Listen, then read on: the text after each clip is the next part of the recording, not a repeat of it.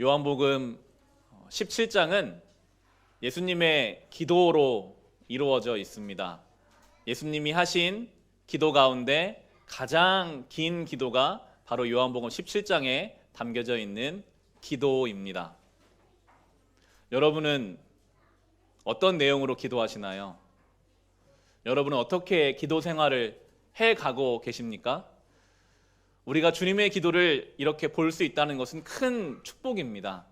우리가 함께 요한복음 17장에 예수님의 기도를 살펴봄으로써 우리의 기도가 주님의 기도를 닮아가고 더 깊어지고 그 지경이 넓어져 가게 될 것입니다. 예수님이 이렇게 기도를 시작하십니다. 우리 앞절을 보시면 17장의 1절 말씀, 17장의 1절 말씀 같이 읽어보겠습니다. 예수께서 이 말씀을 마치시고 눈을 들어 하늘을 우러러 보시고 말씀하셨다. 아버지, 때가 왔습니다. 아버지의 아들을 영광되게 하셔서 아들이 아버지께 영광을 돌리게 하여 주십시오. 아멘. 예수님이 1절 보시면 이렇게 나오죠. 이 말씀을 마치시고 그리고 기도를 시작하십니다. 우리말로 말씀이라고 되어 있지만 말씀들이라고 보는 것이 더 옳겠는데요. 우리가 살펴보았던 요한복음 13장에서 예수님이 마지막 밤에 이제 발을 씻기시는 그때부터 예수님 말씀이 시작됐어요. 서로 사랑해라. 내가 너희를 사랑한 것 같이 너희 서로 사랑하라 라는 말씀부터 우리가 지난주에 나누었던 말씀, 담대해라. 내가 세상을 이겼다 라는 말씀까지 예수님이 수많은 말씀들을 하나하나 해 주시고 나서 그리고 지금 기도를 시작하십니다. 말씀과 기도가 연결되어 있습니다. 여러분, 이것이 굉장히 중요합니다. 말씀을 듣고 그 말씀으로 기도를 시작해 가는 것. 저는 아버지가 목회를 하시는 목사님이셔서 뱃속에서부터 교회를 다녔습니다. 주일학교 시절 교회를 생각하면 사실은 예배의 장면보다는 친구들과 함께 신나게 놀았던 것, 성경학교 때 물놀이 했던 것, 또 친구들하고 놀다가 선생님께 혼났던 것, 이런 기억들이 주로 많이 있습니다. 성경 지식이나 예배 때 은혜 받은 기억은 사실 잘 나지 않아요. 그래서 저는 오늘처럼 이렇게 아이들이 교회에 와서 예배를 드리고 신앙 교육을 받을 때 물론 성경 지식을 아는 것도 중요하겠지만 그냥 이 아이들이 교회에 가면 참 좋다. 하나님은 아마 교회에서 내가 느낀 것처럼 따뜻하신 분일 거야. 교회에서 성도들의 얼굴을 보며 교회에서 그렇게 즐겁게 자라나는 아이들이라면 반드시 하나님이 하나님의 때에 그 아이들을 만나 주실 거라는 확신이, 그 믿음이 저에게는 있습니다. 아이들을 그냥 교회에 즐겁게 데리고 오십시오. 떠들어도 괜찮습니다. 시끄러워도 상관없습니다. 이 아이들이 교회에서 예배를 드리며 언젠가 만날 그 하나님이 반드시 이 아이들과 함께 하시기 때문입니다. 그런데 기억이 나지 않는 그 설교 내용 가운데 어린 저에게 기억에 남는 한 장면이 있어요. 저는 시골의 작은 교회에 다녔거든요. 전도사님이 안 계신 그런 어린이 부였는데 선생님이 어느 날 이런 설교를 하시는 거예요. 여러분, 교회를 다니면서 신앙생활을 하면서 제일 중요한 3가지가 있는데 그게 뭘까요? 승부욕이 남다르거든요. 내가 저 문제를 맞춰야 되겠다 이런저런 생각을 하고 막 대답을 하는데 선생님이 첫 번째는 하나님 말씀을 보고 그리고 기도하는 거예요 라고 말씀을 하시더라고요. 그래서 그래, 첫 번째가 말씀과 기도니까 두 번째는 뭘까? 두 번째는 뭘까요? 막 대답을 하는데 선생님이 갑자기 두 번째도 하나님 말씀을 보고 기도하는 거예요. 제 김이 빠졌죠. 그럼 세 번째 똑같겠구나.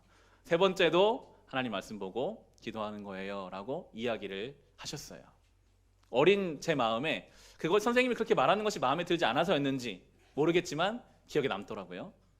그런데 제가 신학교를 가고 1년 사역을 해가면서 정말 그 말씀이 맞는 말씀이다라고 고백하게 돼요. 정말 우리의 신앙에 중요한 것이 하나님 말씀을 보고 그 말씀을 가지고 기도하는 것이 너무나도 중요합니다. 이것은 사람의 말이 아니라 디모데전서 4장 5절에 보면 하나님의 말씀과 기도로 거룩하여짐이라 라고 말씀하고 계세요. 성경이 말하는 거룩은 구별됨이거든요. 어떻게 우리가 저 세상 속에서 성도로 구별되어 살 수 있을까요? 우리가 교회를 열심히 출석하면 저 세상 속에서 우리는 구별된 성도로 살 수 있을까요? 그렇지 않습니다. 우리가 우리 차에 십자가를 크게 달고 다니면 우리가 성도로 구별될 수 있을까요?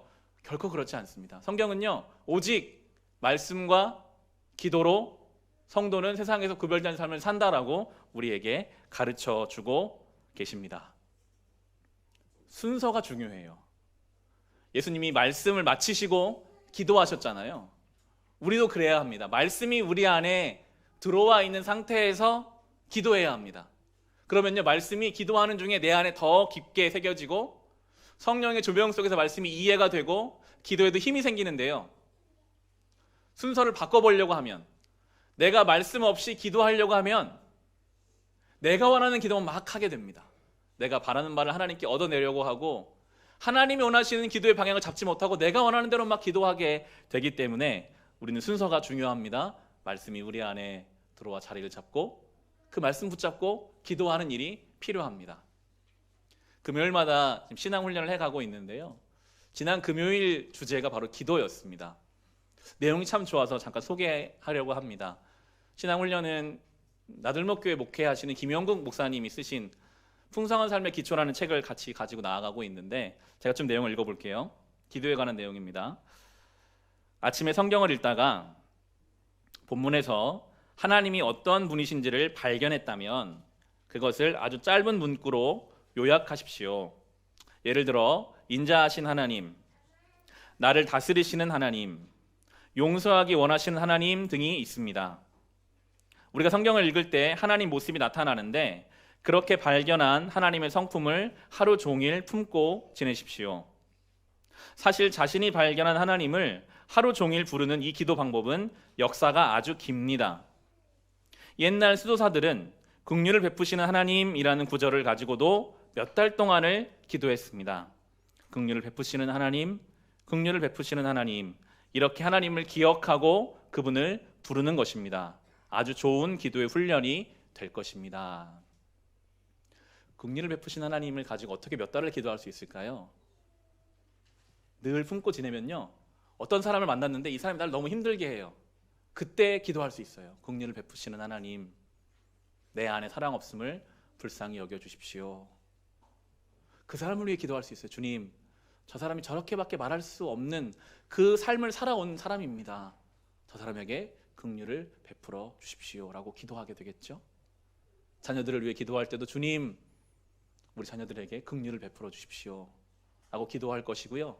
여러분이 개인적으로 기도하실 때 하나님이 나에게 베풀어 주신 긍휼이 무엇인지를 알게 해달라고 하나하나 깨달아갈 때 우리의 기도의 내용은 완전히 달라져 가게 될 것입니다. 우리가 올해를 시작하면 세 가지를 함께 붙잡으려고 했잖아요. 믿음의 행위, 사랑의 수고, 소망의 인내. 이걸 붙잡고 기도하는 거예요. 주님, 믿음으로 행하라고 하시는데 제가 혹시 지금 믿음으로 행하지 못하는 바는 무엇입니까? 라고 우리는 기도할 수 있고요. 주님, 제가 믿음으로 행하기를 원하는데 제 안에 용기가 없습니다. 용기를 달라고 기도할 수 있어요. 사랑의 수고를 감당해야 하는데 주님, 제 안에 사랑이 없습니다. 주님, 제가 사랑의 수고를 감당해야 할 곳은 어디일까요? 라고 기도할 수 있습니다. 정말 여러분 힘든 시간을 보내고 계시다면 주님, 소망으로 인내하라고 하시는 제 안에 그 소망을 주십시오라고 기도할 수 있겠죠. 말씀을 붙잡고 그 말씀으로 기도하는 것, 여러분 우리의 신앙과 기도 생활을 완전히 바꾸어 놓을 것입니다. 그러지 않으면요, 그냥 하나님 앞에 구할 수밖에 없거든요. 하나님, 저 이거 어렵고요, 이것도 해주시고 저것도 해주시고, 그렇게 기도하고도 또 불안해하는 우리의 신앙이 아니라 말씀을 받아서 그 말씀 붙잡고 하나님 앞에 기도하는 풍성한 신앙과 기도의 생활을 누려가시기를 바랍니다. 오늘 예수님은 그렇게 말씀을 마치시고 기도하시는 예수님의 첫 번째 기도의 내용이 무엇입니까? 1절에 보시면 아버지라고 주님의 기도가 시작되고 있습니다. 파테르라는 단어가 쓰입니다. 아버지. 주님 가르쳐주신 주기도문에서 똑같아요. 우리 주기도문은 하늘에 계신 우리 아버지여라고 하늘이 먼저 나오지만 예수님이 말씀하실 때는 파테르, 아버지 부르시고 기도하셨거든요. 예수님은 늘 기도하실 때 아버지를 부르십니다. 여러분, 정말 하나님을, 정말 살아계신 하나님을 나의 아버지로 믿는 사람이라면 기도의 자리에 앉아서 아버지만 불러도 사실은 기도가 끝난 것이랑 다름이 없습니다. 여러분, 전능하신 하나님이, 천지를 창조하시고 모든 것을 주관하시는 그 하나님이, 나를 사랑하시되 끝까지 사랑하시는 그 하나님이 나의 아버지를 믿는 사람이라면 기도의 자리에 앉아서 그 하나님을 아버지라고 부를 때 우리 안의 염려들이 다 사라져버리지 않겠습니까? 아버지라고 부를 때 내가 하나님의 자녀인데 나는 어떻게 살았는가 회개할 수밖에 없어요. 나 같은 자를 자녀 삼아준 하나님의 사랑을 찬송할 수밖에 없습니다. 아버지, 전능하신 하나님, 나의 아버지. 우리의 기도가 이 아버지를 부르는, 아버지를 믿는, 아버지를 찬송하는 기도가 되어 가야 하겠습니다. 예수께서는 그렇게 아버지를 부르시고 나서, 기도 내용이 많이 나와 있지만 오늘 본문을 가지고 말씀을 나누기 원합니다. 13절에 보시면 그 아버지께 제자들을 부탁하시는 기도를 드리십니다. 우리 13절 말씀 같이 읽어보겠습니다. 이제 나는 아버지께로 갑니다. 내가 세상에서 이것을 아뢰는 것은 내 기쁨이 그들 속에 차고 넘치게 하려는 것입니다. 아멘. 예수님이 지금 제자들을 위해 기도하시는데 기쁨이 그들 속에 차고 넘치게 하기를 기도하세요. 우리말에는 잘 드러나 있지 않지만 원문을 보면 이 기쁨은 지속적인 기쁨입니다. 잠시 있다가 없어지는 기쁨을 구하지 않으셨고 예수님은 계속될 기쁨을 구하셨어요. 주님이 구하시는 기쁨의 두 가지 속성이 있는 거죠. 지속성과 충만함이 있습니다. 주님이 우리에게 원하시는 기쁨은요, 계속되는 기쁨이고 충만한 기쁨입니다. 앞에 현수막이 달려있죠. 11월은 추수감사주일이 있는 감사의 계절인데 기쁨과 감사를 하나로 놓고 볼 수 있습니다. 그렇다면 우리는 언제 기뻐하고 여러분은 언제 감사하십니까? 보통은요, 조건적으로 우리는 기뻐하고 조건적으로 감사하게 되어 있어요. 내가 원하는 어떤 바가 이루어지면 기뻐요. 감사해요. 좋아요. 그런데 내가 원하는 바가 이루어지지 않거나 이루어지지 않으려고만 해도 우리는 기쁨과 감사를 쉽게 잃어버립니다. 굉장히 조건적이죠. 예수님 말씀하신 것은 그런 것이 아니거든요. 이 말씀 앞에 저를 솔직히 돌아보게 되더라고요. 여러분, 목사는 언제 기쁘고 언제 감사할까요? 성전이 차면 목사는 기쁘고 감사해요. 사람이 많이 오면 기쁘고 감사합니다. 저희 교회 홈페이지에 가면 첫 주부터 사진이 쭉 이렇게 매주 올라와 있어요. 저는 한 번씩 지난 사진을 보거든요. 정말 이때는 한 명의 성도와 내가 예배를 드렸구나. 두 명의 성도와 예배를 드렸구나. 그나마 주일은 그렇죠. 새벽이고 수요일에는 혼자 드린 적도 참 많이 있었습니다. 근데 어느 순간부터 사람이 차면 찰수록 기뻐하는 저의 모습들을 발견하게 하시더라고요. 여러분, 그러면요, 내가 원하는 조건이 될 때 기뻐하는 사람은 그 기쁨은 잠시입니다. 또 그렇지 않으면 기쁨을 잃어버리게 되고요. 결코 그 기쁨은 충만할 수가 없어요. 더 원하거든요. 더 많은 자리, 더 많은 사람. 그 기쁨은 변질되고 그 감사는 변질되어 갈 수밖에 없기에 오늘 주님 말씀하시는 우리를 위해 간구하시는 이 지속성에 있는 기쁨은요, 상황과 환경에 따른 기쁨이 아니라 하나님과 연결됨에 누릴 수 있는 기쁨입니다. 여러분, 이 땅에서 변하지 않는 분은 하나님밖에 없거든요. 그래서 하나님 안에서 기쁨만이 지속적인 기쁨이 될 수 있고요. 이 땅에서 우리를 완전하게 채워주실 분은 하나님밖에 없거든요. 그래서 하나님 안에서의 감사가 우리에게 충만한 감사가 될 수 있는 것입니다. 14절에 보면 이렇게 기도하십니다. 제가 읽을게요. 나는 그들에게 아버지의 말씀을 주었는데 세상은 그들을 미워하였습니다. 그것은 내가 세상에 속하여 있지 않은 것과 같이 그들도 세상에 속하여 있지 않기 때문입니다. 여러분, 이미 저와 여러분은 세상에 속한 존재가 아닙니다. 우리는 세상을 살지만요, 우리는 하나님께 속한 존재입니다. 여러분이 아무리 세상 것으로 기뻐하려고 하셔도 그 기쁨은 잠깐입니다. 아무리 여러분이 세상 것으로 감사하려고 하셔도요, 그 감사는 잠시예요. 달콤한 것 같으나 더 우리를 더 목마르게 할 거예요. 우리는 오직 변하지 않으신 하나님 안에서 참 기쁨을 누릴 수 있고 오직 그 하나님 안에서만 감사를 올려드릴 수 있는 것입니다. 그 주님은 또 이렇게 기도하십니다. 15절 말씀 같이 읽어보겠습니다. 내가 아버지께 비는 것은 그들을 세상에서 데려가시는 것이 아니라 악한 자에게서 그들을 지켜주시는 것입니다. 아멘. 예수님이 우리를 온실 속에 두기 원치 않으셨어요. 별천지를 만들어 놓고 거기에 다 집어넣고 아무 시험도 걱정도 없이 살게 하지 않으셨어요. 뭐라고 기도하시죠? 그들을 세상에 데려가라는 것이 아니라 악한 자들에게서 그들을 지켜주시기를 기도하십니다. 왜냐하면 우리 세상으로 보내시거든요. 18절에 이렇게 나옵니다. 아버지께서 나를 세상에 보내신 것과 같이 나도 그들을 세상으로 보냈습니다. 여러분, 여기서 우리가 1시간 예배를 드리지만요, 예배를 마치면 다시 우리는 세상으로 갑니다. 그 세상은 앞서 기도해 주신 것처럼 세상에 나아가면 때로 아플 때도 있고 유혹도 있고 시험도 있고 욕심도 있고 미움도 있고 수많은 것들이 우리를 흔들려고 준비하고 있는 세상으로 우리를 보내세요. 그리고 기도하시 저들을 악한 것에서부터 지켜주십시오. 우리의 기도가 그 기도가 돼야 합니다. 여러분, 그렇게 기도하십시오. 주님, 제가 이제 또 세상으로 갑니다. 저를 지켜주세요. 저와 함께 해주세요. 이 믿음을 지킬 수 있게 해주세요 라고 우리는 기도해야 할 것입니다. 예수님은 더 구체적으로 우리가 어떻게 저 세상에서 하나님의 보호하심 받을 수 있는지를 말씀하신 것 17절인데요. 같이 읽어볼까요? 진리로 그들을 거룩하게 하여 주십시오. 아버지의 말씀은 진리입니다. 아멘. 19절도 읽어보겠습니다. 그리고 내가 그들을 위하여 나를 거룩하게 하는 것은 그들도 진리로 거룩하게 하려는 것입니다. 아멘. 반복하시죠? 진리. 하나님 말씀으로 우리가 저 세상 속에서 구별되어 살 수 있습니다. 에베소서 6장에 보면 전신갑주가 나오는데 우리가 싸울 수 있는 유일한 무기는 성경 말씀이거든요. 하나님의 말씀이 진리입니다. 오직 그 말씀이 우리를 세상에서부터 우리를 지켜주시고 보호해 가실 것입니다. 아침마다 제가 하는 일이 하나 있습니다. 새벽기도 말씀, 새벽 예배를 드리고 나면 새벽 예배 말씀을 한두 줄로 요약해서 순장님 방에 카톡방에 올려요. 그러면 순장님들이 그것을 각자 자기 순 사람들에게 보내주시고 순에 속해 있지 않은 교인들에게는 제가 문자 메시지를 매일매일 이제 보내고 있습니다. 한 가지 느끼시나요? 매일 아침 8시에 문자가 아마 갈 텐데 목사님 성격이 참 이상하다. 어떻게 딱 8시에 보낼까라고 생각하지 마시고 예약 문자 걸어놓은 겁니다. 그래서 미리 딱 8시에 맞춰놓으면 알아서 시간이 되면 가거든요. 왜 아침마다 말씀을 보내고 있을까요?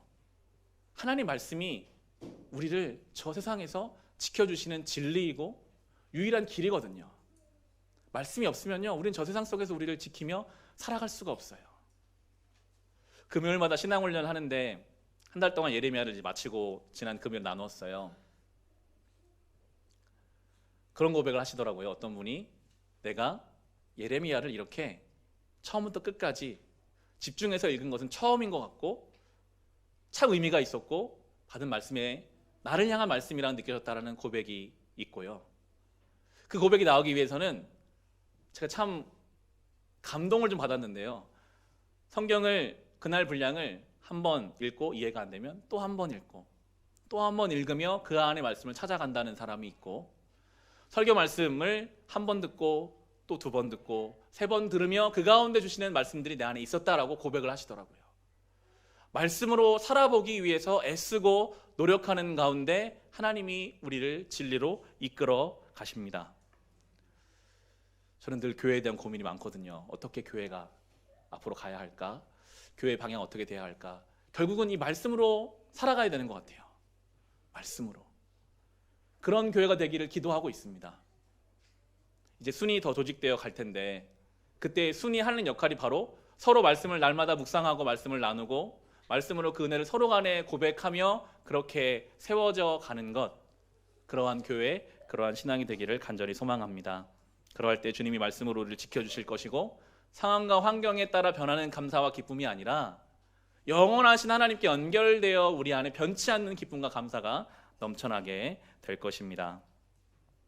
특별히 예레미야를 한 달 동안 묵상하면서 끝났거든요. 예레미야 얘기까지 끝났는데 예레미야 말씀을 가지고 주님이 우리에게 주시는 진리가 무엇인지를 살펴보면서 말씀을 마치고자 합니다.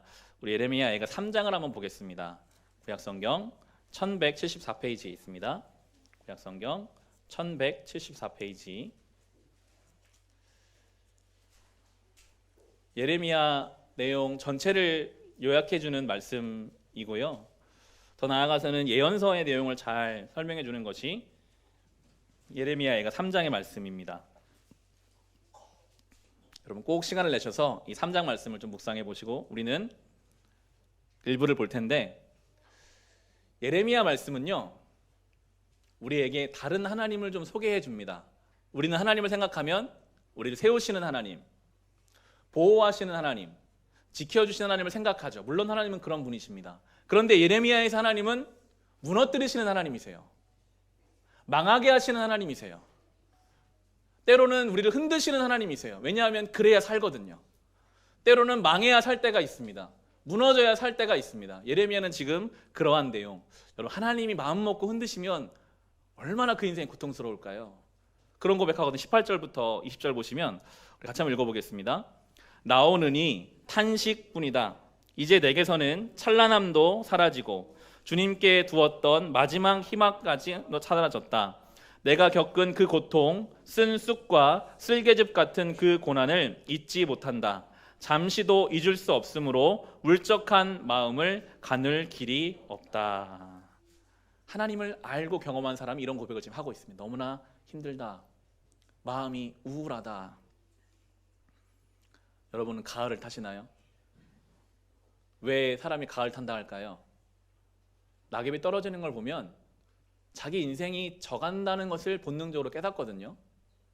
여러분 어느 인생이든 때가 되면 이 가을날 낙엽처럼 떨어지게 되어 있습니다. 우리는 다 결국에 다 놓고 가야 돼요. 인생의 허망함, 인생의 쓸쓸함을 느끼면 이 예레미야 애가 슬픈 노래거든요. 결국에 인생은 슬픈 노래로 끝날 수밖에 없죠. 늘 삶 속에서 마음에 들지 않는 것들 투성이고 우리의 마음이 흔들릴 때가 참 많습니다. 그런데 그 가운데 우리를 지켜주시는 것이 바로 진리의 말씀, 우리 안에 성령이 우리의 마음을 바꾸시는 것이 바로 이어지는 21절이거든요. 저는 21절이 참 많이 은혜가 되더라고요. 21절에 보면 그러나로 시작합니다. 그러나 마음속으로 곰곰이 생각하며 오히려 희망을 가지는 것은 이라고 받고 있어요. 상황은 똑같아요. 변한 거 하나도 없어요. 여전히 무너지고 망해 있는데, 그러나 내가 곰곰이 생각해 보니, 곰곰이 주님을 묵상해 보니 달라 보이기 시작하는 거예요. 똑같은 현실인데, 분명히 우울하고 낙심되고 좌절한 현실이었는데 곰곰이 생각해 보면 어떻게 바뀌어갈까요? 31절부터 33절 같이 읽어보겠습니다. 주님께서는 우리를 언제까지나 버려두지는 않으신다. 주님께서 우리를 근심하게 하셔도 그 크신 사랑으로 우리를 불쌍히 여기신다. 우리를 괴롭히거나 근심하게 하는 것은 그분의 본심이 아니다. 아멘. 이걸 깨달아요. 아, 나의 삶의 이 근심 속에도 하나님의 손길이 있구나. 하나님은 이런 나를 불쌍하게 여기시는구나. 나를 이렇게 힘들게 하시는 것이 하나님의 목적이 아니라 이걸 통해 뭔가 주시고자 하는 바가 있구나. 38절에 이렇게 나옵니다. 굳은 일도 좋은 일도 가장 높으신 주님께서 말씀하셔서 일어나는 것이 아니냐. 여기까지 가야 돼요. 안 좋은 일도 이것도 하나님이 주신 일이고, 좋은 일도 하나님이 주신 일이고, 모든 것을 합력하여 선을 이루시는 그 하나님 우리가 정말로 믿는다면 그때 우리는 상황에 관계없이 주님으로 인해 기뻐할 수 있고 감사할 수 있게 되는 것입니다. 여러분 정말 하나님이 우리 아버지시라면요, 여러분이 그렇게 믿으신다면, 여러분 전능하신 하나님이, 우리를 사랑하시는 하나님이 우리의 삶에 그 눈물 나는 일을 그냥 주셨을까요? 우리의 삶에 그 어려운 일을 그냥 한번 골탕 먹어보려고 주셨을까요? 아니죠. 분명히 그걸 통해 하시고자 하는 주님의 뜻이 있기 때문에 주신 것을 우리가 믿고 받아서 그 진리의 말씀으로 우리를 지켜나가고 새로워져야 할 것입니다. 이 한 달을 예수님의 기도를 기억하며 그렇게 살아가시기를 바랍니다. 늘 아버지를 부르십시오. 받은 말씀을 가지고 기도하십시오. 조건으로 기뻐하는 인생에서 이제는 하나님으로 기뻐하는 인생이 되어가시기를 바랍니다. 그러할 때에 주님으로 인해 기쁨과 평강을 누리는 이 한 달 우리의 가정이 될 수 있기를 주님의 이름으로 축원합니다.